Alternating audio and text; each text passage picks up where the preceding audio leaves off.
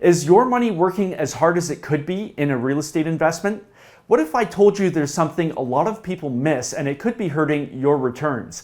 In this video, I'm going to walk you through why return on equity is something you definitely don't want to forget. So make sure you hit the subscribe button right now so you don't miss more videos about building wealth through multifamily real estate. And if you don't know me, I'm Seth Ferguson, a 12-year real estate veteran, host of a real estate TV show, host of a real estate investing podcast, and I'm also the author of the real estate book, Sell for More. So let's get right into it and talk about return on equity, something a whole lot of people forget about, but is so very important because we want to make sure our money is working as hard as possible at all times in a deal. So let's start off with a very simplistic example to illustrate the concept.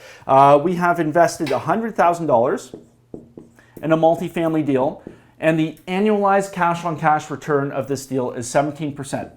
So we invest $100,000, 17% annualized cash-on-cash return, or $17,000 for that 100K investment.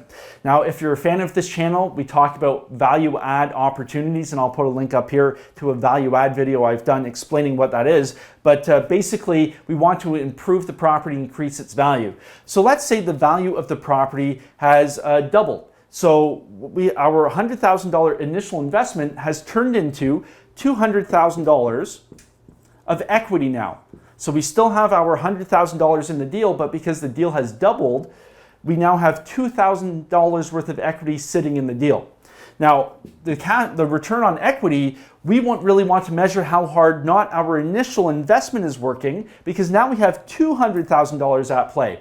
So we can't really use the 17% annualized cash-on-cash return because now we have $200,000 in the deal instead of $100,000.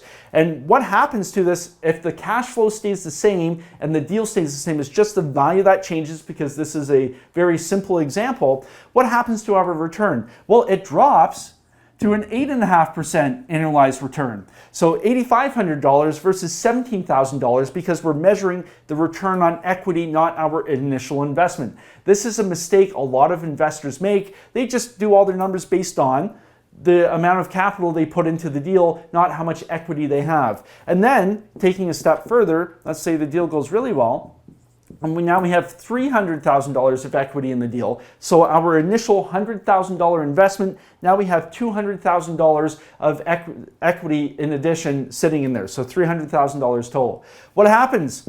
Same cash flow, our 17% annualized cash-on-cash return now drops to 5.7%.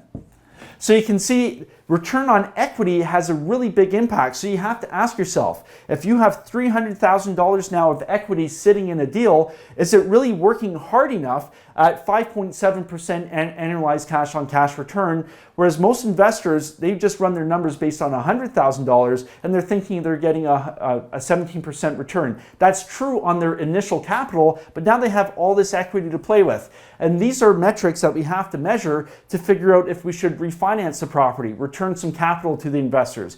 Or is it better to sell because now we have all this equity trapped in the deal, not working as hard? Maybe it's time to sell the property so the investor can realize their profits and reinvest it and earn a better return.